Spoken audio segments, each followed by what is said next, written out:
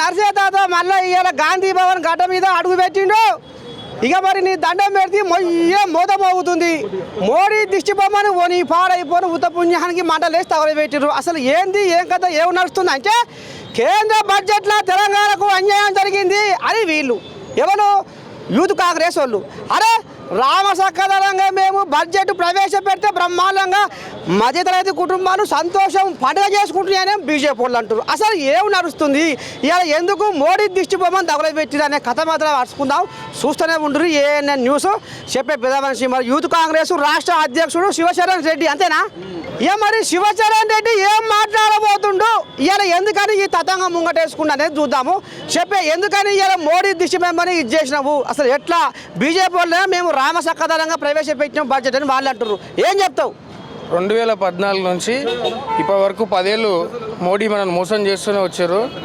10 ఏళ్ళ నుండి ఏదైతే ప్రాజెక్టులకు నిధులు ఇవ్వాలో ఒక్కదాని కూడా ఇవ్వలేదు. ఏదైతే ఏపీ రీఆర్గ్ యాక్ట్లో పెట్టిందని బయ్యారం ప్రాజెక్ట్ కానీ కాజీపేట్ కోచ్ ఫ్యాక్టరీ కానీ దేనికి కూడా డబ్బులు ఇవ్వలేదు. మరి ఈరోజు మన రాష్ట్రం ఎంతో అభివృద్ధి చెందుతుంది రేవంత్ అన్న పాలనలో. ఇంకా అభివృద్ధి చెందాలంటే కొన్ని ఇంపార్టెంట్ ప్రాజెక్ట్స్ ఉన్నాయి.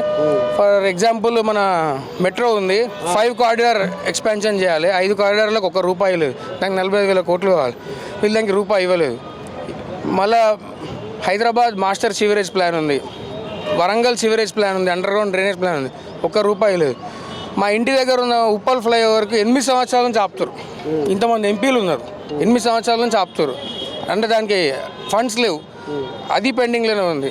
అట్లా బీజేపీ ఏ దానికి కూడా డబ్బులు ఇవ్వట్లేదు. బీహార్లకు మాత్రం రేపు ఎలక్షన్స్ ఉన్నాయి కానీ ఉన్న డబ్బులన్నీ వాళ్ళకే ఇస్తున్నారు, పక్క రాష్ట్రాలకు ఇస్తున్నారు. సౌత్ ఇండియా నుంచి అత్యంత ట్యాక్సులు పే చేస్తున్న రాష్ట్రాలు సౌత్ ఇండియా నుంచే ఉన్నాయి. అసలు తెలంగాణ కూడా దాంట్లో one of the big key role play చేస్తుంది. మన దగ్గర నుంచి తీసుకున్న డబ్బులలో కొంచెం కూడా మనకు తిరిగిపోవడం చాలా దురదృష్టకరం. ఇక్కడ ఉన్న 8 మంది ఎంపీలు 2 మినిస్టర్లు ఉన్నారు. దేనికి మంత్రులు ఇచ్చినట్టు, ఈ మిగతా 6 మంది ఎంపీలు ఏం చేస్తున్నట్టు? పసుపు బోర్డు అని చెప్పి పసుపు బోర్డు పెట్టి దానికి సంబరాలు చేసుకోరు. పాపం దానికి ఒక చైర్మన్ ప్రెసిడెంట్ను పెట్టారు, ఆయనకు జీతం కూడా పైసలు లేవు. పసుపు బోర్డుకి ₹1 లేదు. పసుపు రైతులను మళ్ళీ మోసం చేశారు, ₹1 లేదు. ఇట్లా చూసుకుంటూ పోతే ప్రతి ప్రాజెక్ట్ ఏ ప్రాజెక్ట్ కూడా డబ్బులు లేవు. మూసి రివర్ ఫ్రంట్ డెవలప్మెంట్ చేసుకుంటామని చెప్తున్నాం, దానికి 14,000 కోట్లు అవసరం, ₹1 దానికి ఇవ్వలేదు. గోదావరి మూసి లింక్ ప్రాజెక్ట్ ఉంది, దానికి లేదు. డ్రై పోర్ట్ ఉంది, దానికి ₹1 లేదు. రేడియల్ రోడ్స్ ఉన్నాయి, రీజనల్ రింగ్ రోడ్ ఉంది, దేనికి డబ్బులు ఇవ్వలేదు. మాటలు మాత్రం గొప్పగా ఉన్నాయి. 10 సంవత్సరాల నుంచి వీళ్ళు పరిపాలిస్తారు, చాలా దారుణంగా ఉంది. తెలంగాణకైతే ₹1 కూడా ఇవ్వట్లేదు. అసలు 8 మంది ఎంపీలను మేము ఇంట్లో నుంచి బయటికి రావద్దు, మీరు రాజీనామా చేయాలి, లేకపోతే వచ్చి ప్రశ్నించండి, కొట్లాడండి, నిధులు తీసుకురండి, కనీసం అడిగే పరిస్థితి కూడా లేదు. మీకు జీతాలు ఎందుకు దండగా? 2 మంత్రులు ఏం చేస్తున్నట్టు? వీళ్ళకి ఎందుకు ఆ సెక్యూరిటీలు అన్నీ డబ్బులు ఎందుకు బొక్క? నువ్వు తెలంగాణకు ₹1 కూడా తీసుకొస్తలేవు. గుండు సున్నా ఇచ్చారు తెలంగాణకు. నిరుద్యోగులకు, రైతులకు, ఇటువంటి మహిళలకు మేము మా రామసక్కదనంగా అరుచుకున్నాము, ఇల్లు పండుగ చేసుకుంటుర్రు బీజేపీ పేరు చెప్పుకొని అని వాళ్ళు అంటుర్రు. మరి నువ్వేం గిట్ట మాట్లాడుతుంటివి? ఇప్పుడు వీళ్ళైతే బాగుపడుతున్నట్టుగా మధ్యతరగతి కుటుంబాలు కానీ, నిరుద్యోగులు కానీ, రైతులు కానీ, మహిళలు కానీ వీళ్ళకు మేము బ్రహ్మాండంగా చేస్తున్నాం అనేది ఇప్పుడు వాళ్ళు అంటారు. ఏడాదికి 2 కోట్ల జాబులు ఇస్తా అని చెప్పి నిరుద్యోగులకు ప్రామిస్ చేసి అధికారంలోకి వచ్చిండు మోడీ. ఇతను జాబు లేకపోగా అంటే ఈ 10 సంవత్సరాలు అంటే 22 కోట్ల జాబులు ఇవ్వాలి. ఇప్పటికి 22 కోట్ల మందికి జాబ్ వచ్చిందా? ఒక్కరికి జాబ్ రాలే. జాబులు ఇవ్వకపోగా అసలు మన తెలంగాణ రాష్ట్రమే చూసుకోండి, హైదరాబాద్ చూసుకోండి. హైదరాబాద్ చుట్టుపక్కల ఎన్ని పబ్లిక్ సెక్టర్స్ ఉన్నాయి, అవన్నీ కాంగ్రెస్ ప్రభుత్వంలో వచ్చినాయి. ఇవన్నిటిని వీళ్ళు అమ్ముకుంటారు, అమ్మి ఉన్న జాబులు కూడా కొడతారు. ఒక్కరిని కూడా జాబ్ ఇవ్వలేదు. నిరుద్యోగులు ఎవరికైనా ఉద్యోగాలు వచ్చే అవకాశం లేదు. అదే మా గవర్నమెంట్ తరఫుకి మా రేవంత్ అన్న నిరుద్యోగుల కోసం స్కిల్ సెంటర్ పెట్టిర్రు, డిఎస్సి నోటిఫికేషన్ ఇచ్చినాము, 50,000 పైన జాబులు ఇచ్చినాము, 1,00,000 కోట్లు ఫారెన్ నుంచి తీసుకొచ్చినాము, 1,00,000 జాబులు వస్తాయి. మా సీఎం గారికి ఎంత కుదిరితే అంత, ఎంత వీలైతే అంత మా లిమిట్స్లో ఏముందో మా రేవంత్ అన్న కృషి చేస్తున్నాం. మహిళలకు బస్సు కానీ, గ్యాస్ సిలిండర్ కానీ, కరెంట్ కానీ మేము చేస్తున్నాం. కేంద్ర ప్రభుత్వం చేసింది ఏమీ లేదు, గుండు సున్నా. మేము బాగుపడతాం, మాకు ఫండ్స్ ఇవ్వండి అంటే నిత్యావసర అంటే మినిమం ఎసెన్షియల్ ఫండ్స్ కూడా ఇవ్వకుండా మమ్మల్ని మోసం చేస్తున్నారు. ఈ 8 మంది ఎంపీలు పండుకుంటున్నారు. వీళ్ళు తిరిగి వేస్ట్, వీళ్ళని తిరగనీయము. వీళ్ళు దీనిపైన స్పందించకపోతే, వీళ్ళు దీనిపైన పోరాడి నిధులు లేకపోతే మా నెక్స్ట్ కార్యాచరణ 8 మంది ఇళ్లను ముట్టడిస్తాము. ఖచ్చితంగా వీళ్ళు ఫండ్స్ ఇవ్వాల్సిందే. కాంగ్రెస్ కరోనా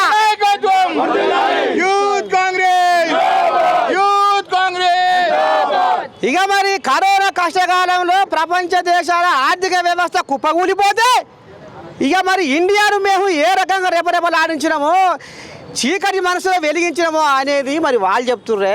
కరోనా కష్టకాలంలో బ్రహ్మాండంగా ఆదుకుంటాడగా అది కూడా ముంగటేస్తున్నారు. మరి ఏమంటావు దీని మీద? కరోనా కాలంలో వీళ్ళు చేసింది ఏం లేదు, సరైన టైంకి వ్యాక్సిన్ అందించలేదు. వ్యాక్సిన్ మనకు అందియకపోగా వేరే దేశాలకు అమ్ముకున్నారు. ఇక వీళ్ళు కూడా అట్లా మాట్లాడితే విచిత్రంగా ఉంది. ఏమంటారు తప్పెళ్ళు అవి ఏమంటారు గిన్నెలు అవన్నీ కొట్టిపించారు, మనని పిచ్చోళ్ళని చేసారు తప్ప అవన్నీ చేసి మమ్మల్ని పిచ్చోళ్ళు చేసారు. దీపం వెలిగిమని చెప్పి మన అందరినీ తెలంగాణ వాళ్ళందరూ పిచ్చోళ్ళు చేసారు, కానీ వాళ్ళు ఏమీ చేయలేదు. వాళ్ళతో ఏమీ కాదు. త్వరలో మా రాహుల్ గాంధీ గారు ప్రధానమంత్రి అవుతారు, అప్పుడు మంచి రోజులు వస్తాయి. కానీ వీళ్ళైతే ఇంత దారుణంగా వ్యవహరించడం చాలా బాధాకరం. 8 మంది ఎంపీలను మాత్రం ఇక మేము తిరిగాను, ఇక అయిపోయింది పక్కా 100%.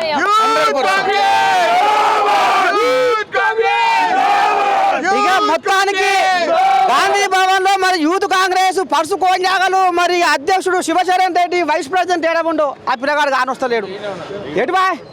ఇక మరి ఈ కోన్యా కూడా ఏమంటది ఏంది ఏం కథ ఒక 2 ముచ్చట్లు మరి ఇందాము. ఏం చెప్పదలుచుకున్నావు ఇవాళ? మీ ఉద్దేశం ఏంది? ఇవాళ మరి ఇంతమంది పోలీసులను అలవగొట్టిర్రు, మోడీ దిష్టిబొమ్మని అలగబెట్టిర్రు, నువ్వేం చెప్పదలుచుకున్నావు ఇవాళ మా నేను చూసుకో?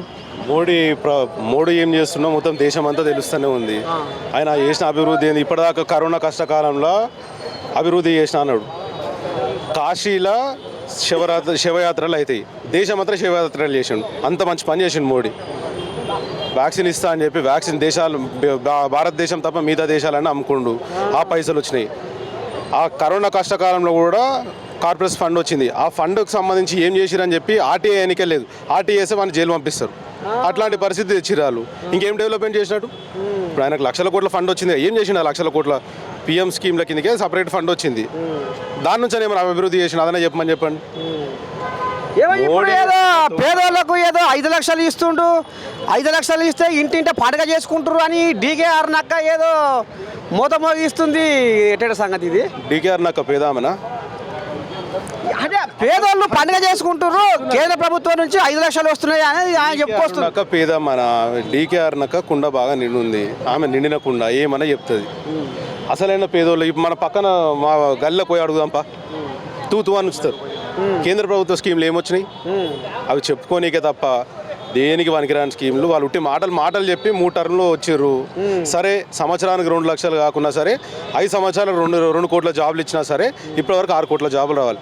జాబులు ఇరా నాయన అంటే పకోడీలు చేసుకొని ఛాయలు కాసుకొని ఇవే మీ జాబులు అని అంటుండు ఆయన మా ప్రధానమంత్రి. ఆయన ఎట్లా మాట్లాడతాం మనం? అందుకే మేము మా నిరసన మేము శాంతియుతంగా తెలియజేసినాం. మరి ఇప్పుడు ఏం కోరుకుంటారు మీరు? రాంగపోగా ఇప్పుడు గాంధీ భవన్ నుంచి మీ యూత్ కాంగ్రెస్ నుంచి ఏం కోరుకుంటారు, ఏం అడుగుతారు? ముక్కు విండి వరం ఏం అడుగుతారు అన్న? 10 సార్ల పైగా మా రాష్ట్ర ముఖ్యమంత్రి, మా ప్రియతమ నేత, మా సీఎం గారు మోడీ గారిని కలిసిరు, సెంట్రల్ మినిస్టర్లు కలిసి అనేక విన్నపాలను అడిగారు. వాళ్ళని ఎన్ని రకాలు కావాలో మా డెవలప్మెంట్ కోసం, తెలంగాణ ప్రజల డెవలప్మెంట్ కోసం ఏవేవైతే నిత్యావసరాలు ఏవి ఉన్నాయో అవన్నీ పోయి అడిగారు. ఇన్నిసార్లు అడిగినా, ఇంత ప్లీజింగ్ అడిగినా కానీ వాళ్ళు ఒక్కసారైనా ఒక్క పథకానికైనా సానుభూతిగా స్పందించినప్పుడు మనం ఏమన్నా ఇప్పుడు మేము ప్రొటెస్ట్ కాకపోతే ఇంకేం చేయాలన్నా? నిరసన మా హక్కు కదా, అది కూడా తెలియజేసుకోద్దాం. మా హక్కు మేము తెలియజేసుకున్నాం అంతే. ఇక ఇది మొత్తానికి గాంధీ భవన్లో మరి యూత్ కాంగ్రెస్ వాళ్ళు ఈ రకంగా వాళ్ళ ఆంబయం ఎల్లగాకిర్రు. మొత్తానికైతే మోడీ దిష్టిబొమ్మను తలగబెట్టారు. కేంద్ర బడ్జెట్లో అవకతవకలు జరిగినాయి, తెలంగాణకు గుండు సున్నా ఇచ్చిరే అనే కోపంతో ఊగిపోతున్నారు. ఇక ఈ కాంగ్రెస్ పర్సకొల్లాగలు చూస్తూనే ఉంటుంది. కెమెరామెన్ మనోజ్తో మీ నర్సయ్య తాత, గాంధీ భవన్ అడ్డా.